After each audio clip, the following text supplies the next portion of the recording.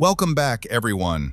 Today's movie kicks off with our hero, the kid Ashoka, talking to his birds because his grandpa, the king, is about to leave the village. Ashoka takes his grandpa's sword, but the old man warns him that this blade is dangerous. Whoever wields it ends up killing anyone in their way, unable to tell friend from foe. He throws it into the lake so nobody can use it. Ashoka waits for his grandpa to clear out, then goes diving for the sword until he finds it. He's super stoked and starts training with it, but suddenly it flies out of his hand and kills his birds. He remembers his grandpa saying the sword comes from an evil force, but he brushes it off and keeps it anyway. Years pass, their kingdom expands, and we see Ashoka grown up, still holding that same sword. He's caught up in a situation with another kingdom's army, and the army commander tells him to wait for his brother to arrive with reinforcements. Ashoka refuses and decides to charge them despite their huge numbers. He uses tricks to deceive the army until he wipes out half of them. They ask to surrender, and as he goes to meet the enemy commander to accept the surrender, the guy tries to backstab him. Ashoka pulls his weapon and starts taking out the commander and his men until he wins the war. He returns to the kingdom victorious, and his father is very proud, offering him his ring. But his stepmother tells the king to chill. We find out he has two wives, and this is the mother of Susima, Ashoka's half-brother. Susima blames the army commander for entering the war without waiting for him. It's clear Susima hates Ashoka and wants him dead to take the throne. Since Ashoka won and returned a hero, Susima orders his men to kill the commander and hires a stranger to assassinate Ashoka. While Ashoka is taking a bath in the lake, the assassin attacks him while he's unarmed. But Ashoka manages to grab him and asks who sent him. Before the guy can talk, Susima kills him with an arrow. Susima sits on the throne dreaming he's king, but his men tell him the hit failed. Ashoka goes to his mother Dharma and tells her what happened. She tells him he needs to leave the kingdom, but he dodges the subject and starts joking with her. Later, he sees his brother who acts all friendly, saying he heard someone tried to kill him. Ashoka knows his brother wants him dead for the throne. Ashoka sits on the king's throne, and the other half-brother tells him to get up. Ashoka attacks him and says if he wants the chair, he should fight him tomorrow in front of everyone. The next day, the father tells the mother she spoiled Ashoka and that he sat on the throne while the king is still alive. Ashoka realizes he must leave the kingdom so people don't say he ran away. His mother is upset, so he cuts a piece of his hair and says he's leaving. He follows her word and leaves. When his brother finds out, he laughs, thinking Ashoka is scared. Ashoka reaches a distant valley to live and meets a tribe. Someone asks where he's from, and he says he's a traveler. They tell him he looks like a prince, but he denies it. He takes his horse, Pavan, to a nearby village for food, but the food smells bad, and even the horse won't eat it. He sleeps on the ground and the next day sees Kaurwaki, our beautiful heroine, dancing or training. He follows her and finds her anklet fell off. He takes it and tries to get closer to her. He tries to introduce himself, but she says she doesn't talk to strangers. He starts talking, but she vanishes. He looks for her, and she attacks him with a stick, asking for his name. He doesn't want to reveal his identity as a prince, so he gives her his horse's name, Pavan. She warns him she's a warrior and could kill him, but he tells her he's already fallen for her. He returns the anklet. Back in the village, he hears there's a reward for finding Prince Arya and Princess Kaurwaki, so he realizes who she is. He sees a guy named Virat playing a game and winning. Virat challenges the newcomer, and when Ashoka gives his name as Pavan, Virat laughs because that's a horse's name. Ashoka gets annoyed and beats him, being the first to do so in the village. Virat tries to fight, but his wife takes him away. The next day, someone tells Ashoka he has to work to stay there, so he tries to milk a cow but fails. He sees Kaurwaki's anklet. She's in disguise coming to get milk. He tells her she's the one following him. Suddenly, people come to grab her, so she flees and jumps into the lake, even though she can't swim. Ashoka tells her he can swim and jumps in to save her. He tells her he knows her name and that she's a princess. She thinks he wants the reward, not knowing he's a prince too. Suddenly, her assistant Bhima hits him on the head to protect her and her brother. She takes him to their hideout, and Bhima asks why she brought him there. She says he saved her. Bhima seems jealous. She takes care of him until he wakes up. Her brother, Arya, wakes up from a nightmare about his family being attacked and killed. We go to the Kalinga kingdom, where the Prime Minister tells the men that Arya will rule and avenge his parents. Back to Ashoka, he wakes up and tries to confess to Kaurwaki, but her little brother interrupts. Ashoka tells the boy a story about a prince who left his kingdom and saw a princess in the forest, referring to himself. Bhima says they are going to Kalinga, and Ashoka says he's going to the same place. Bhima tells him not to delay them and leaves. Ashoka returns to his village upset because she left without even looking at him. He finds Virat dancing and making a scene. Ashoka hits him, and Virat challenges him to a fight. Ashoka makes it harder by suggesting they blindfold themselves. Virat agrees and hits the air while Ashoka laughs and leaves, and everyone mocks Virat. The next day, Kaurwaki and her brothers see people grabbing any kid to see if it's Arya for the reward. They try to escape, and Ashoka finds her and asks if she was looking for him. She leaves while looking back, and he knows she likes him. While they are traveling, people attack them. Bhima fights to protect Arya and his sister. More people attack, and Ashoka arrives at the last second to save them. He takes out the men with style, and she's impressed by his strength as he saves her again. He goes with them since he has nothing else to do. Bhima asks where he learned to fight, and Ashoka says he's a soldier in the Magadha army. Bhima says he's a general, making them enemies. Back to the Prime Minister, we find out he's behind the king's death. He tells his assistant to finish Prince Arya and bring the necklace from his neck as proof so he can take the throne. Back to Kaurwaki, she's training to avenge her family. Ashoka starts teaching her how to handle a weapon. During training, things get intimate, and he gets close to her, but she moves away. She sits sadly because he left, then sees a horse and goes to look for him. The village celebrates, and she's happy because he's back. She sings to reconcile with him.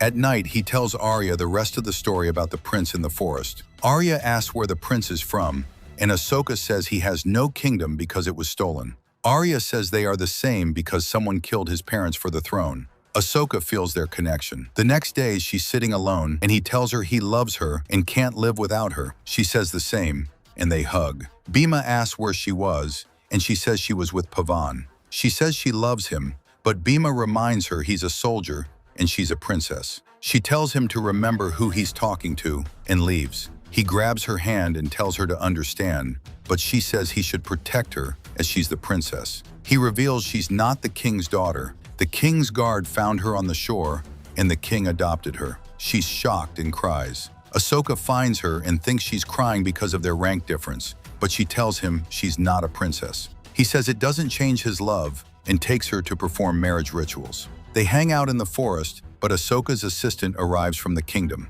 Ashoka tells him not to reveal he's a prince. The assistant says his mother is sick and wants to see him. Ashoka tells Kaurwaki his mother is sick and he has to go. She's surprised since they just got married, but he promises to return. She says she'll wait. They say goodbye, and he returns to the kingdom to find his mother is fine. She just wanted to see him. He says he has to go back for someone he loves and married. She's surprised he married without telling her, and he says he'll bring his wife here to surprise her. Back to Bhima, he's taking them to hide with a man and tells him nobody must know their identity. He takes her anklet and Arya's necklace to hide their status. He tells her to stay with this man, who was a servant to her family, while he goes to the kingdom. Back to Ashoka, he greets his brother and acts like they are cool. He apologizes to his father, who tells him to take the army to Ujjain to stop a rebellion. Ashoka is afraid to mention his marriage and agrees to lead the army. But he tells his assistant to take the army to Ujjain while he meets them there. Meanwhile, Bhima reaches Kalinga and tells the Prime Minister the prince and princess are safe, but he wants to know who wants to kill them. The minister tells him to bring them and takes a man with him. On the way, the minister's men attack after finding the location. A man tries to kill the prince, but Kaurwaki kills him. She and her brother hide. The daughter of the man they were hiding with decides to sacrifice herself and her son. She goes out to the men wearing the anklet and necklace. They think she's the princess and kill her and her son. The next day, Ashoka arrives and asks Bhima for his wife. Bhima says she's dead and gives him the anklet. Ashoka is shocked and cries. He thinks about ending his life, but stops to fight someone as promised. He gets hit without fighting back. Suddenly, his mother arrives and stops him, telling him he has to return to the kingdom because his father is dying. He returns, and his father dies. Susuma is supposed to take the throne, but if Ashoka has a son, he would be the heir. Sushima plans to get rid of Ashoka's unborn child. We see a priest kill the guards in front of the room of Ashoka's mother. She comes out to see what's happening, and he stabs her. Ashoka is devastated and vows to destroy everything. He takes his grandpa's sword, which turns him into a monster. His wife tries to stop him, but he's bent on revenge. He goes to Sushima's room to kill him. Sushima drops his weapon and tells Ashoka to kill him, wanting history to record that Ashoka killed his brother for the throne. Ashoka can't do it and turns away. Sushima tries to kill him, but Virat hits Sushima with a spear and he dies. Ashoka orders his men to kill his other brothers except one. He turns evil and kills anyone who won't tell him where the last brother is. He takes revenge on those who caused his mother's death. He starts conquering other cities to bring all of India under his control. The last brother flees to Kalinga for protection. Ashoka gets furious and decides to take revenge on them, ordering his men to burn and destroy everything. His men attack a village belonging to the kingdom and kill everyone. Bhima and Kaurwaki see the massacre and realize Ashoka is a tyrant. Bhima goes to kill Ashoka and enters his palace. He sees Ashoka taking a bath and realizes he's Pavan. He's shocked and a guard attacks him. Bhima kills the guard and flees. Arya tries to kill Ashoka, but Ashoka kills him, telling him to greet his brother in hell. Bhima dies before he can tell Kaurwaki that Ashoka is Pavan. Everyone agrees that the women and children will fight Ashoka. Kaurwaki trains using what Ashoka taught her, not knowing she will face him. Virat tells Ashoka he won't let him fight and stands in his way. They fight, and Ashoka beats him but doesn't kill his friend. He has his men hold Virat and takes his army to destroy Kalinga. His men charge the enemy army before he arrives, thinking they are few, but it's a trap, and they get slaughtered. Kaurwaki is in the middle of the battle, killing anyone in her way.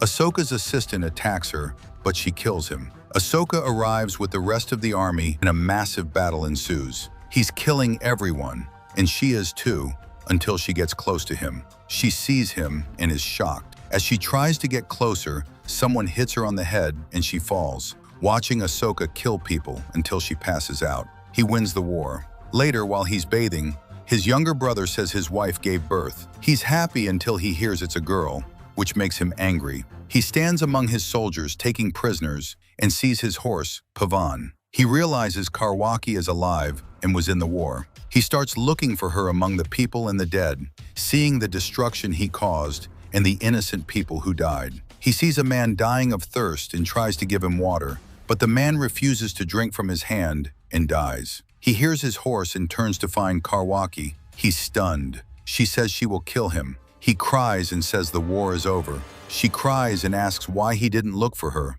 Arya arrives and says Ashoka took their land. He tells the boy not to worry. Nobody takes his land while he's alive. He promises the boy he won't leave again. Arya falls, and it turns out he has 3 arrows in his back. Ashoka holds him and cries, realizing he caused this destruction and Arya's death. He cries and throws his grandpa's sword away, the source of evil. He realizes what happens when you hold it. And with that, our movie ends. Hope you liked the recap. If you reach the end, don't forget to leave a like on the video and write us a nice comment, as you always do. And for those watching us for the first time, subscribe to the channel to see all the upcoming recaps. See you in the next movie. Peace.